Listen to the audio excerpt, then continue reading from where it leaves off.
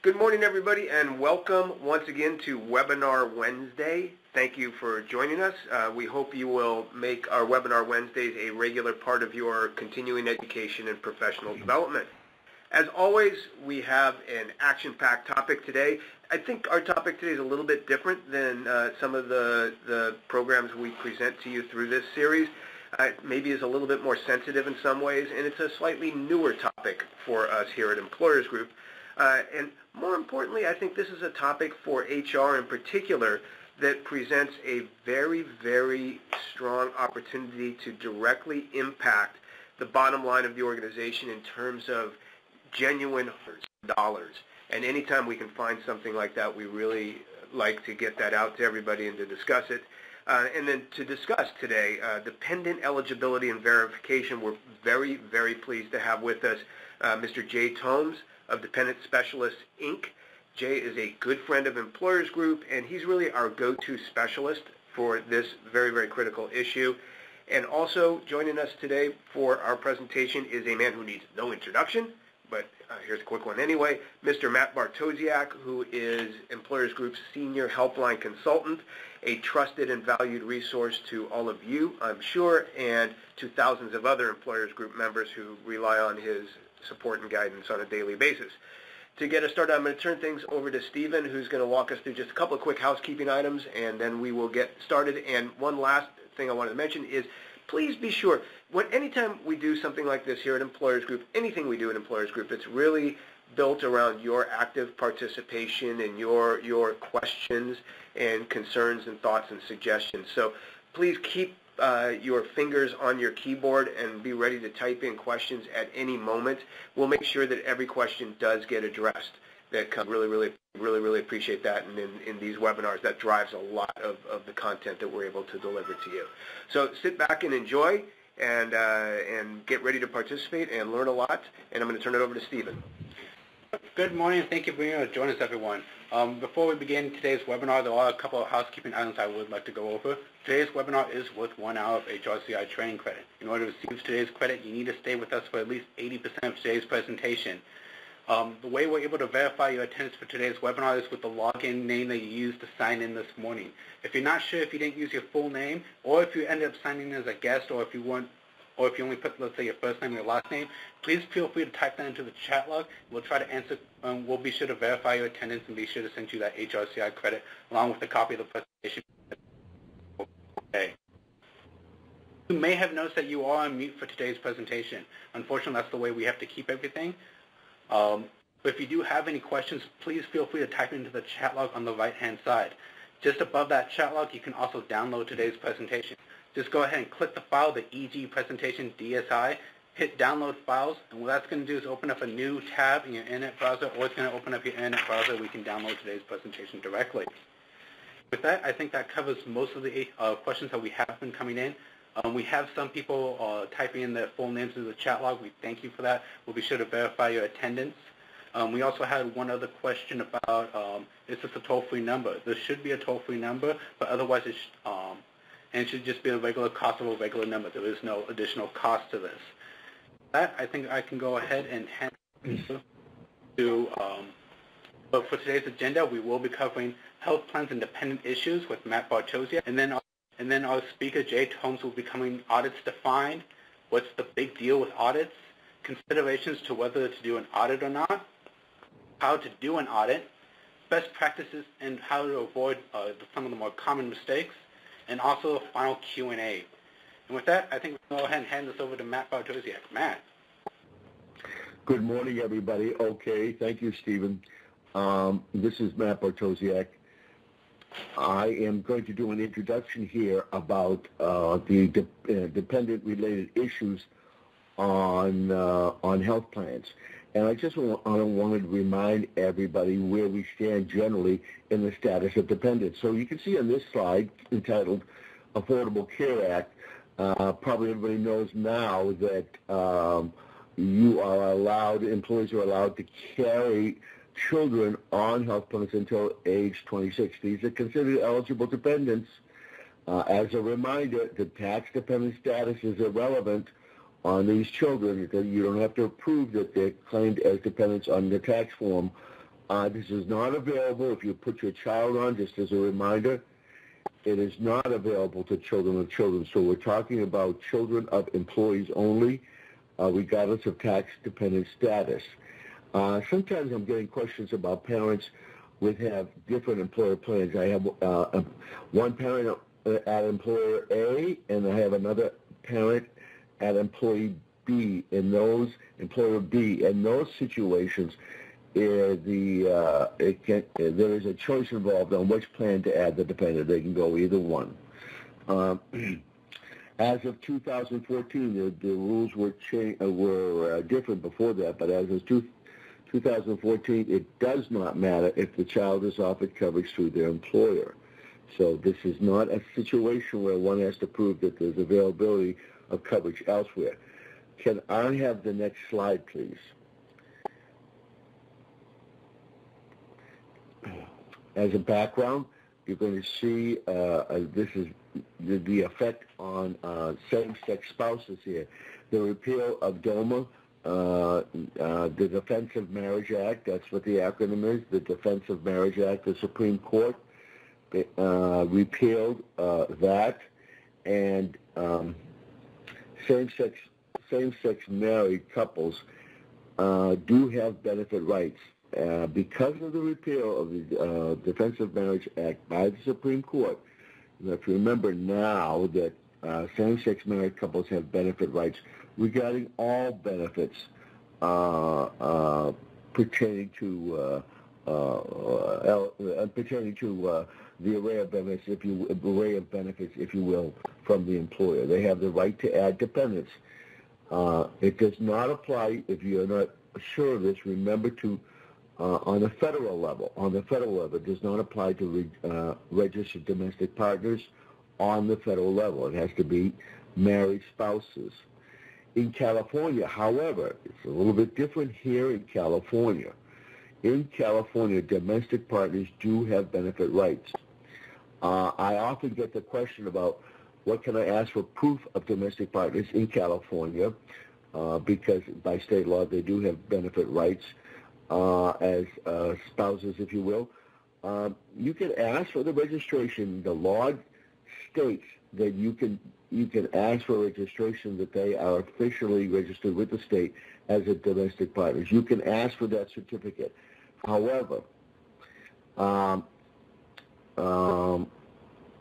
rights of domestic partners, benefit rights of domestic partners in California are generally for homosexual domestic partners. Does this right for domestic partner benefits in California cover heterosexuals? Yes, but one must be 62 years of age. That's a stipulation in the law. Many people ask me why, and that's a separate discussion. But in California, domestic partners have the right. You can ask for the registration of the certificate from the state. If it's heterosexual, one must be 62. Now, the last point on the slide, you can ask for registration that they are registered domestic partners in California only if you ask for a marriage certificate from heterosexuals. Here's a question of equity. You can ask for proof from the homosexual domestic partners only if you ask, or domestic partners, period, whether they be homosexual or heterosexual, but you'd have to be fair and reasonable and do the same procedure for heterosexuals who ask for the marriage certificate. Could we go to the next slide, please? And Matt, we actually did have a couple questions coming in the chat log. You're coming in a little off. I don't know if you have a speaker phone or if you what phone you're using, but if you could try to speak up a little bit or switch over to direct line. Okay. Are we going to entertain questions now, or do I continue? Go ahead and continue. Thank you. I'm on the slide stating other issues, and by the way, we will be available to answer any particular questions. But going on this slide of other issues, 125 plans, commonly known as cafeteria plans, where you choose to pay all or some of the premium for such plans on a tax-free basis. Now, and this was actually since last September, if you will, IRS came out and made the official pronouncement that same-sex spouses are eligible to be included as dependents on your 125 plans. Regarding COBRA issues, yes, we still have COBRA.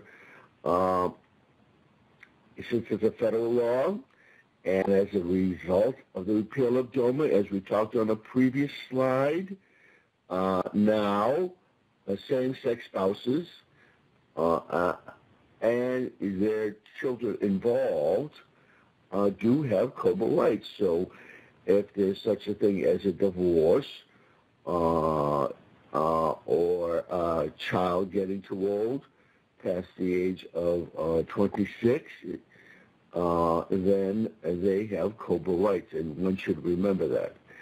I'll just make a side note before I go to the last bullet here, and my side audible note is that you want to be careful for domestic partners in the state of California. Remember, the DOMA repeal only affects married same-sex spouses. So it does, as I said before, it doesn't affect domestic partner relationships.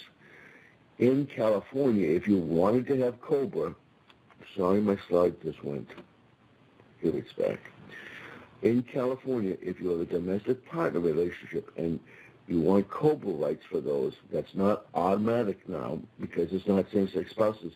You'd have to have that written in the contract. So same-sex spouses, under federal COBRA law, you're going to have that written in the contract with your provider. And I could talk about that offline with anyone who's interested. As our last note here, just a reminder for everyone that common law marriages are not recognized in California. So that variable, that happenstance, common law marriages, is not a relevant point for discussion here. And I believe that might be my last slide for this presentation, Steve. And I'm available for questions per the procedure established today. Thank you. Thanks, Matt. We're going to turn it over to Jay now and start our discussion on the actual process of dependent audits. Okay, thank you. Can you hear me, Steve and Matt? You sound clear. Awesome. Okay. So thank you, Matt. That's good information. And for the audience, the good news is what I'm going to share today is not nearly as complicated as all of that. I don't envy you having to keep track of all of that, and it's great to have a resource like Employers Group to help you with that. So what we're going to do today is just kind of walk through this whole issue of dependent eligibility. Some of you may be very familiar with it. Others, this might be new to you. But most folks that we've spoken to do indeed have some familiarity through what you read in the newspapers, here on the news. And so kind of the word has been spreading, especially even more, the Affordable Care Act was passed, and we'll talk a little bit about that. So what a dependent audit is very simple, and it's simply a systematic way to verify all the dependents on your health plan that they are indeed a eligible dependent. And that, of course, would be, complying with whatever is in your plan documents as well as ERISA regulations. So we'll talk about the different types and components of an audit. But as was mentioned earlier, companies are adopting this for two reasons. The primary reason is cost savings, and I'll give you some examples of just what type of cost savings you might realize. The second, of course, is compliance. You don't need me to tell you that you can't have ineligible dependents on a plan. That's an ERISA violation. So two primary motivations, the first being financial. And then lastly, these statistics, 500 to 2,000% return on investment, just consistently get borne out, and we'll show you some specific examples of that.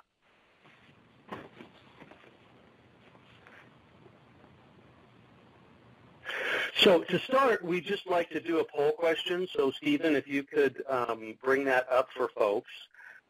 You should have a screen pop up here in a second. And if you could just pick one. In the last 2 years, has your organization done a complete audit, an attestation where you just would have employees sign something internally, or nothing at all? All right, and we'll go ahead and close the poll in 5, 4, 3, 2, 1. And let's see what people put down. So 64% no audit, 24% attestation partial or sample, and 12% a comprehensive audit. Great. It would be wonderful for those of you that have done an audit to, at the end, you might type in some of the results you had or questions or frustrations. What my hope today is to give you enough information that you'll be comfortable. If you want to take the next step to doing an audit, either internally or with someone like DSI, we can certainly advise you and give you best practices and so forth. So, Stephen, can I close this, or do you have to close this? There we go. That answered my question. Thank you. So why is this a big issue? We talked about money. We talked about compliance. And again, a lot of what's been driving this, audits came on the scene roughly about 10 years ago. And as you are certainly doing in other areas of your benefits, you're looking for ways to maximize your value and reduce costs as much as possible. So increasing healthcare costs, rampant fraud in the dependent population, a sense of entitlement, and of course for benefits, and of course savings potential. The other thing too is, we'll talk about the process and procedure. Messaging is very important in any kind of a verification, and so we see this as also an opportunity to educate employees about the value of the benefits, and that seems to work well, where we actually have more employees by far give positive feedback either to us or to their employer about the process and why it's being done than there are negative comments, and we'll talk about what some of those might be. So the messaging is essentially, being a good steward of company resources. So, second poll question. What do you think is the actual fraud percentage in a dependent pool? So a dependent pool obviously is all the dependents covered by any of your health plans, primarily medical, but you can include dental and vision as well.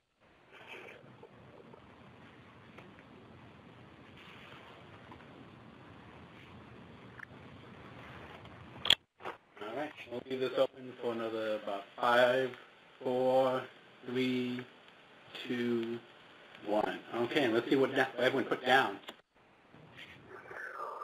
Well, this group is pretty accurate. 10% said 20% or above.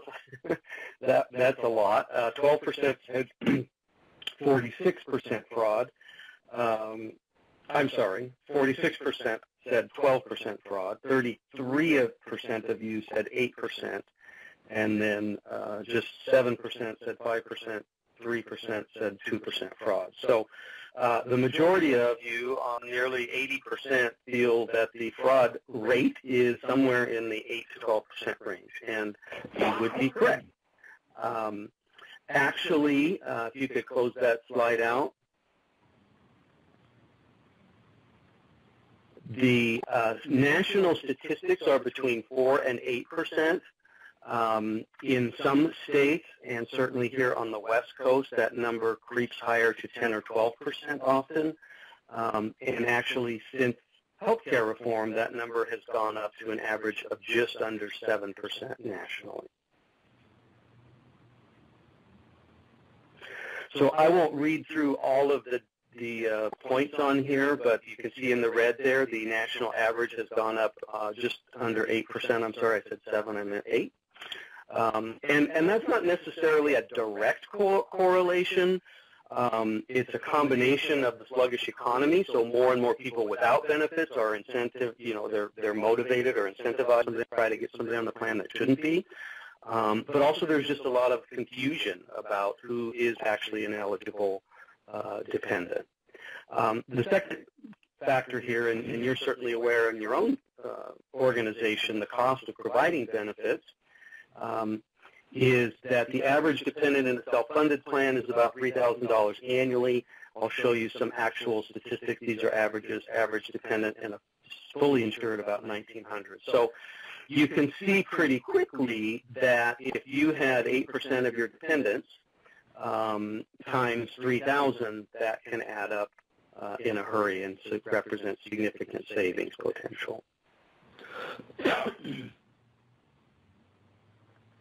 So, again, more reasons why folks are doing audits. It's a reminder that the insurance, of course, is a benefit. It's showing that the company is being a good steward of the resources and, of course, being able to maximize your benefit dollars. And ERISA, Sarbanes-Oxley, those types, plan doc compliance is a secondary factor. This is a rough calculator, and if you download this, or you can even take notes, it's a pretty simple formula. This is very rough. We have a much more robust return on investment calculator I'm happy to share with you.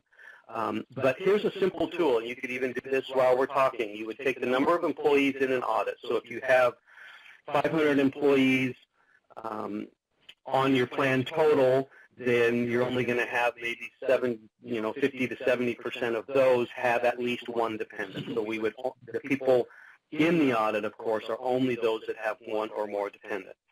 The average statistics, and this again is confirmed every time we do an audit, is about 2.2 dependents per employee.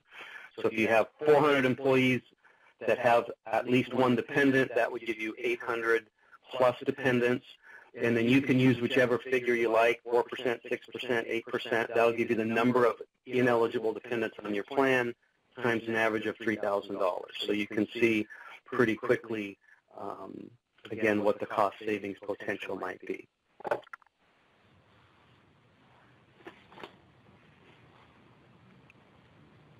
Here are some publicly published audits. And I don't know the size of the groups here on the call. I'm sure it ranges quite a bit. Just to give you some of our statistics, I'll share in just a minute, but these are publicly published audits from a variety of industries. And value can be found. We did an audit with, I think, as few as around 50 employees in the audit. And actually found them some savings. They knew they had a problem, and we'll talk about what size is appropriate for doing an audit. These are our specific results. Excuse me.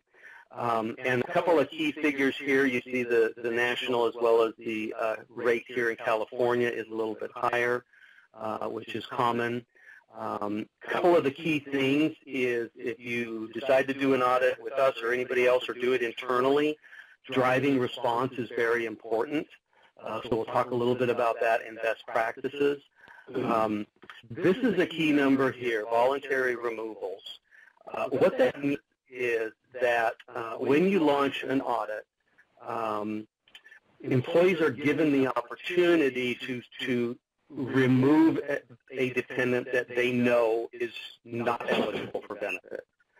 And what that means, the technical term is amnesty, where employees are just notified, hey, if you know you've got a dependent on here, you don't have to submit any documents. All you have to do is simply contact, in this case, of course, us, and say, hey, this is Jay, remove Steve. And no harm, no foul, no documents required. So that's a significant number. In other words, of all of the dependents that get removed from the roles that are ineligible, just about half are done so voluntarily. About 50%, what we call passive removals, those are the folks who get the notice and they know that they have an ineligible dependent, but they just obviously don't have supporting documents, so we never hear from them, and they are aware that that dependent will be removed. And then a small percentage, but my guess is will be growing, is aging to 26. So part of the audit, as well as the ongoing eligibility management, is tracking those dependents that are turning 26. Now, these are our numbers. You can see down at the bottom the average return on investment. That's a significantly high number.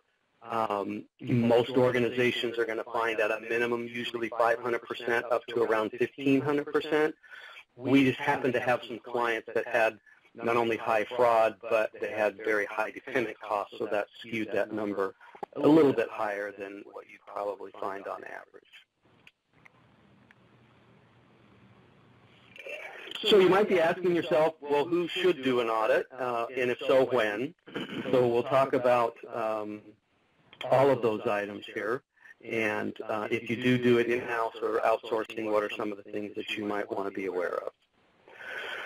So generally speaking, an employer size, it can, value could be found, I mean, for sure at 50 employees in the audit, and anything above that.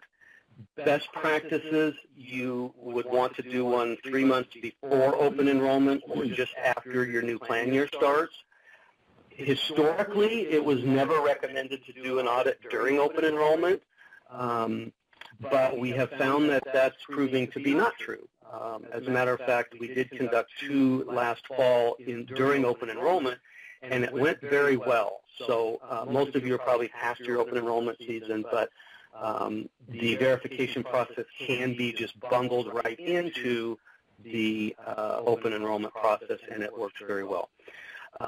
It's typically a 90-day process, but the time that the employees are engaged by receiving communications and required to submit verifying documents is only a 30-day period.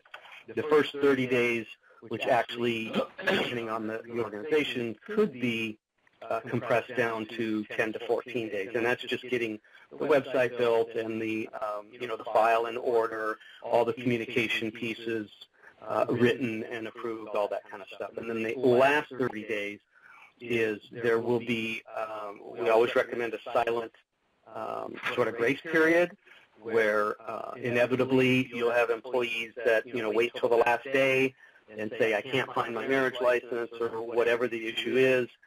You don't want to set yourself up for any legal action, so we do recommend a 10 to 14-day window after the after the published end of the audit for any appeals, extra time, etc. And then carriers are notified of those that are removed, and that's when your savings starts. What rescission refers to is early on in the days of dependent audits, some employers would actually go back to the employee and say, hey, you owe us money. Stephen, I'm getting a lot of background noise. Thanks. So we don't recommend that at all. Most companies don't. We've never seen it happen, but it used to be that they would try to recover either the premium costs or the actual hard dollar claims paid out under a self-funded plan.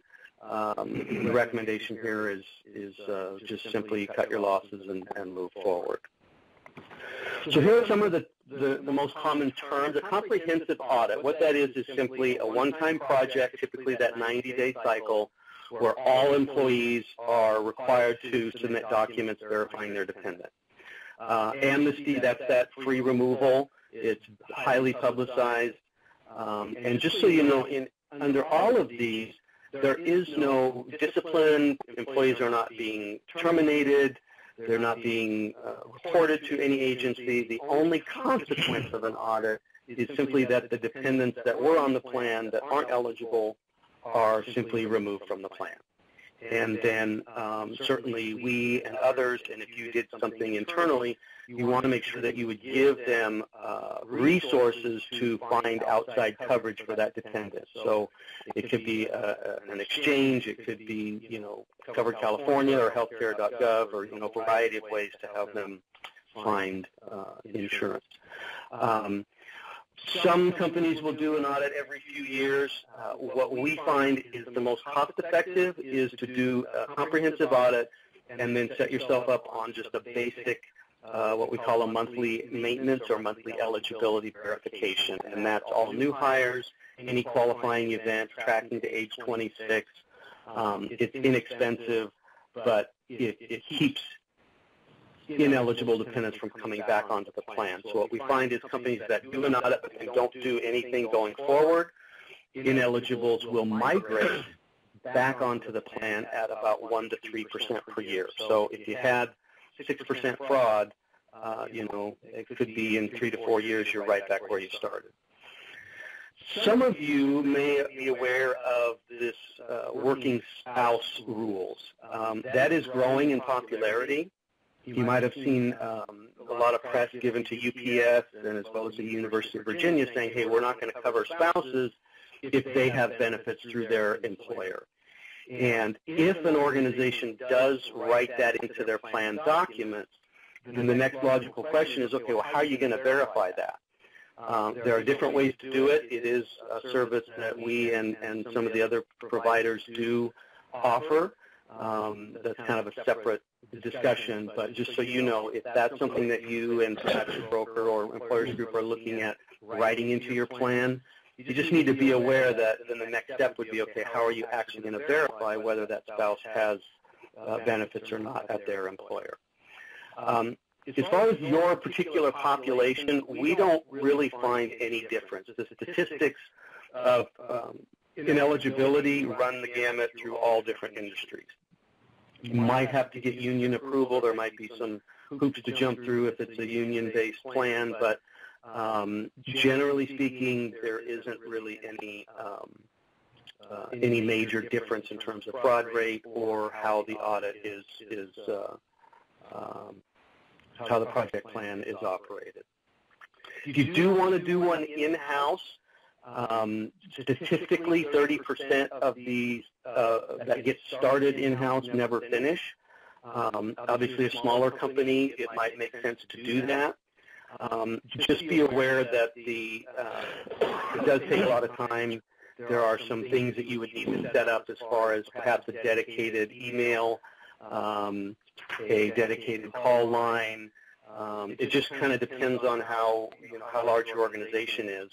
But if you do an audit in-house, just be prepared that you're going to get a lot of paperwork. So typically speaking, you would require a marriage license certificate, etc., for a spouse, as well as a current document, such as a copy of a 1040 showing the filing status for federal taxes, or if they don't have that, perhaps something that shows a joint account, like a bank account or a mortgage, etc. So for a spouse, there's always two pieces of paperwork because you want to verify not only were you married, but are you still married.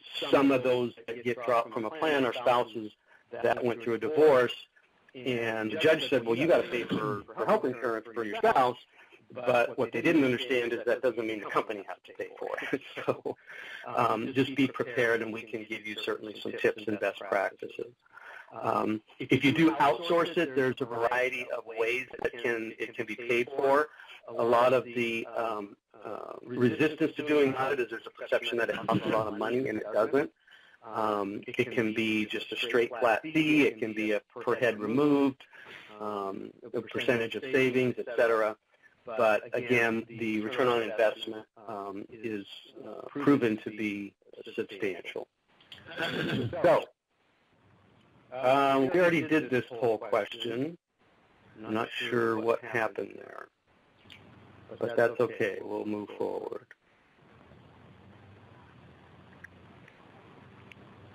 So I'll just run through real quickly the process. I won't, again, of course, read every slide, but let me just point out a couple of key things. Number one is you have to have executive support.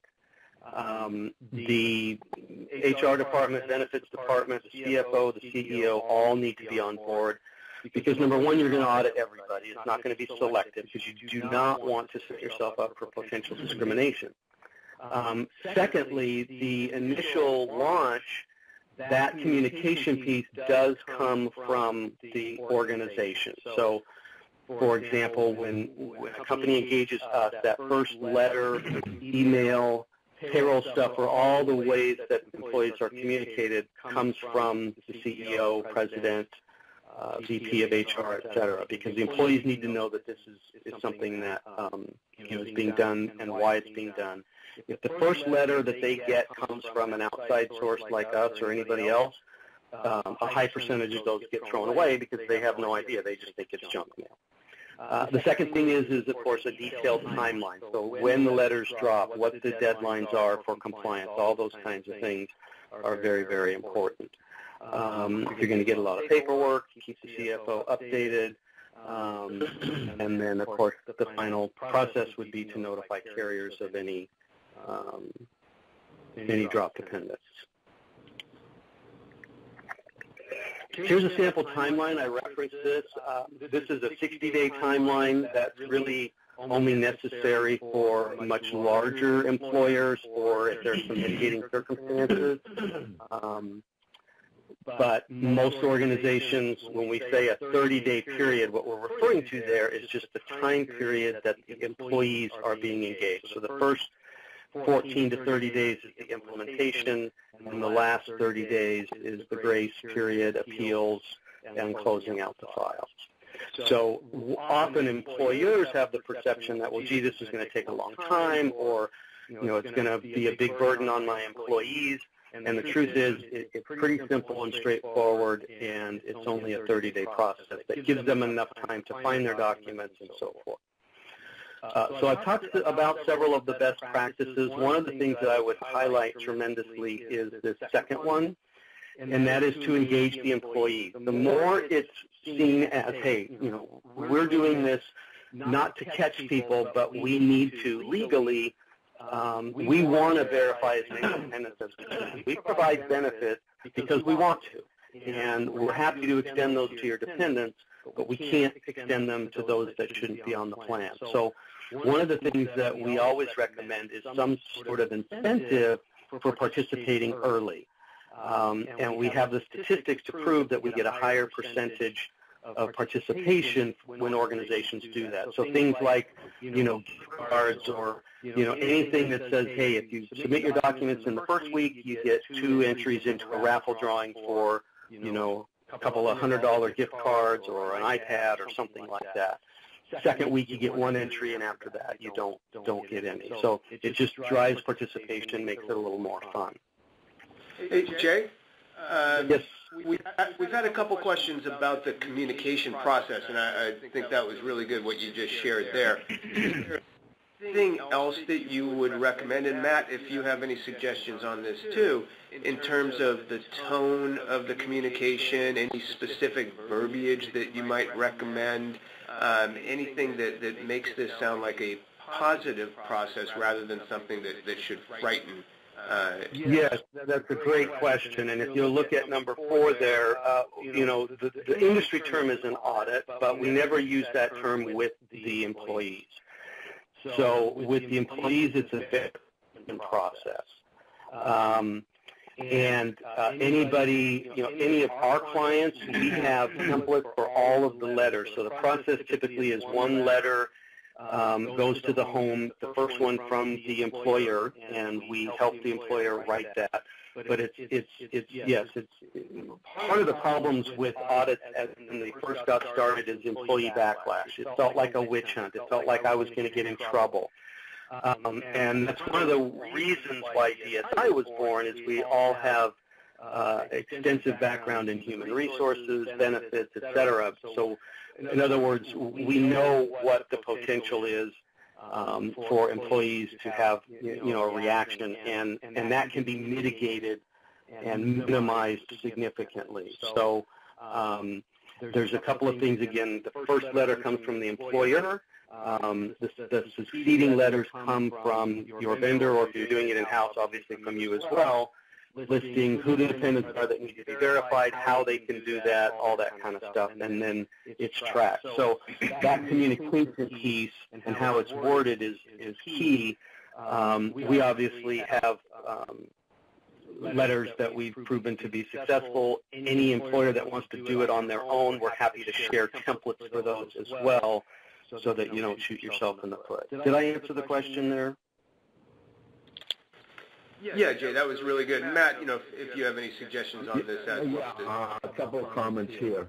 One, I would, from an HR standpoint, I would be wanting to be sure that the privacy of the employee's information is respected, and that these processes that are carried out in a non-discriminatory manner, so that a certain, let's say, minority group is not targeted for such things, in that it you can't be found guilty of isolating and spearheading an analysis of one group, and as well as the privacy concern. Yes, that's correct. Right. So I see a question here related to that on number 7, destroy dependent documents upon approval. So a couple of things as far as if you use an outsourced group, every employee is required to submit documents. It can be done via mail, fax, web upload, or email. Any paper documents that we get, we scan them in and then shred them immediately. And just so you also know is that we don't collect Social Security numbers when they submit their tax form to verify that they're still married. They black out their social, they black out their financial information. So we're not collecting confidential information. The only information we have is what the employer sends us for the role. So the employee name, address, and what dependents are on the plan. And then after we're done, we can certainly provide the employer letters for those that say were dropped, so they can put it in the file and they can show, hey, look, this person received, 5 letters and 4 emails and 2 payroll stuff or whatever it is, and had, ample opportunity to verify a dependent, and they did not comply. So it helps protect you. And then when we're done with everything off of our servers is deleted, and we send a certificate verifying that, because we don't house any of that information, even though we still don't even collect social or financial. So I hope that answered the question about number 7. So I want to respect your time. We're coming up at 10 minutes to the hour. Just some quick, we've really talked a lot about this. If you do it again internally, have multiple systems. If you look at number 5, make sure you're backing up your data. The communication piece, like number 3 and number 2, very important. The first one, this is an actual case where the first letter went out from the vendor, so the employees had no idea who it was, and they just threw it away. If you do want to do one internally, I'm happy to coach you and share with you samples and templates and process and all that good stuff. Just be prepared that if you're going to do it internally, that you finish it, because a lot don't. And as Matt was talking about, number 9, there might be mitigating circumstances where you might go location by location if you're a large organization, or if you just had a new acquisition. In most cases, you do all employees at the same time. So, by summary, it's an opportunity to reduce your health care costs, remain compliant with ERISA, and then, of course, we recommend means to keep the dependent pool clean after you do an audit. So, thank you all very much. You have my contact information there. Certainly, as you probably know, we are one of the partners with Employers Group, so we're grateful for them and the work they provide you, and happy to be of any help I can to you. So, any questions? Jay, we do have a couple of lingering questions here, and I'm sure there'll be a few more coming in. One is, could you talk a little bit about the dynamic that exists in this process with a broker? Sure. So, brokers are very active. Well, many brokers are very active in recommending this to their clients. If I sound a little tired, I got in late last night from D.C. I had a broker bring me into a large university back there. And so the brokers will bring in a dependent verification an outsourced provider such as DSI or any of the others that are on their RFP list.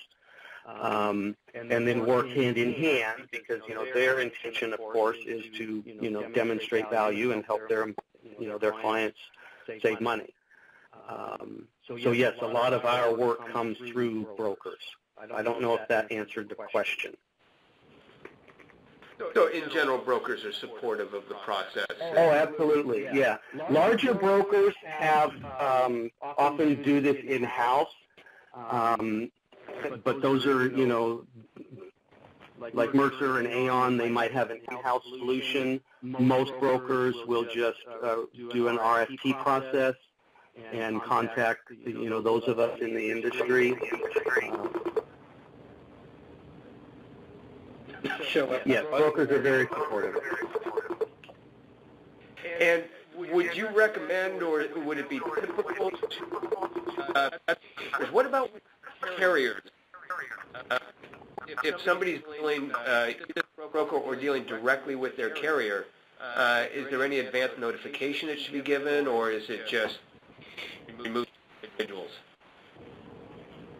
So typically, the audit takes place, and then the carriers, after the audit's done, we personally don't remove anybody. We just simply report back to the employer. These are the dependents that were either voluntarily removed or passively removed, meaning the employee did not verify their eligibility. And then the employer notifies the carrier that these are the following people that need to be taken off the plan. So we personally don't interact with the carrier. It's no different than if an employee quit or was terminated or what have you. The carrier's notified and they're removed. Excellent. And then one other question is, when a situation arises and you found an ineligible dependent, is there a specific method of communication? Is it typically done face-to-face, by email, by what's the communication for informing an individual that they have a dependent that is not eligible, and is there an appeal process in this? Sure. So there's always an appeal process built in, absolutely. And in our case, there's even a tab where they can, or an email address, whichever one they want to use, where they can submit, hey, I need more time, or I'm appealing this, et cetera, et cetera.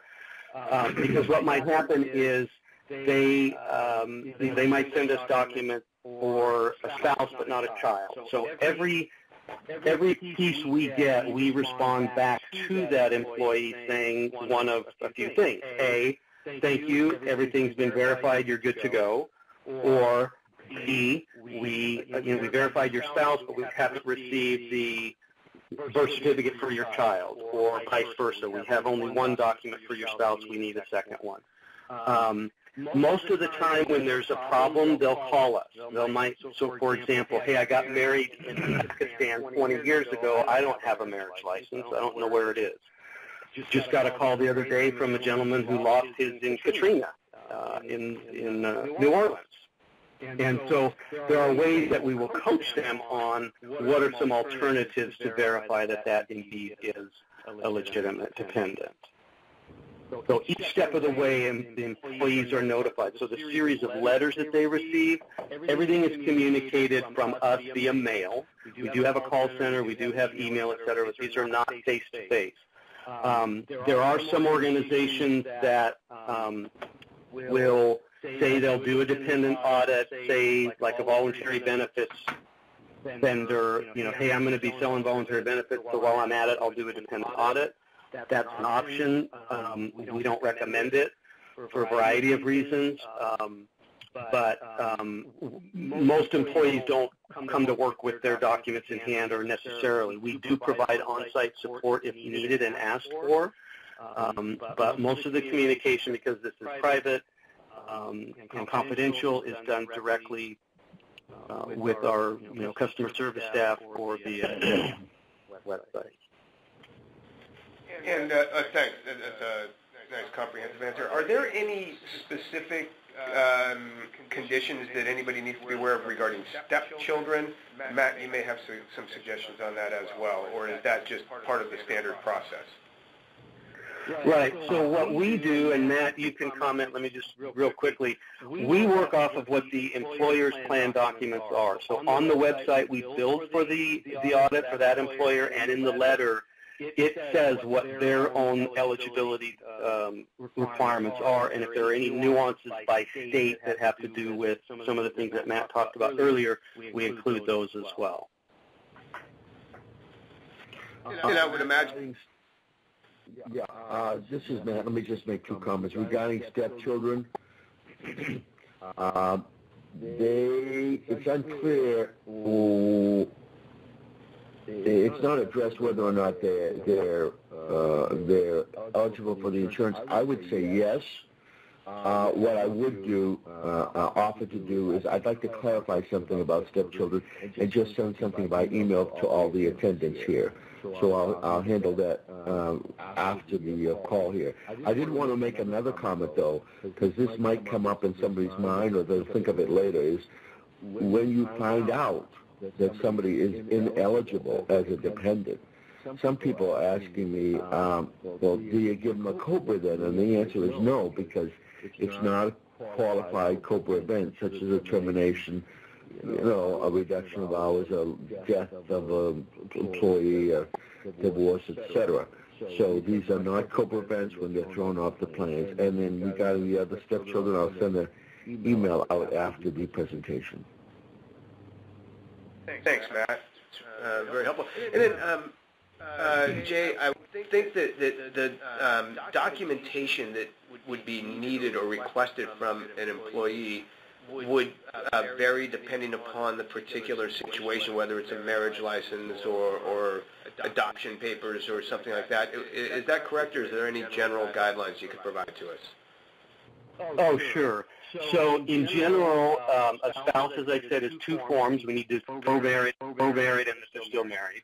For children, it's generally 1 form, a birth certificate, an adoption decree, those types of things. What we do in the letter we send and published on the website are all the different types of documents that are acceptable to verify. And then sometimes we get into, like I mentioned, somebody doesn't have their marriage license because they were, married 30 years ago in a foreign country, then they usually will have something like a shared bank account or a mortgage or a lease or a utility or something like that that we can use to verify. And then, so again, all of that is listed in the letters and on the website.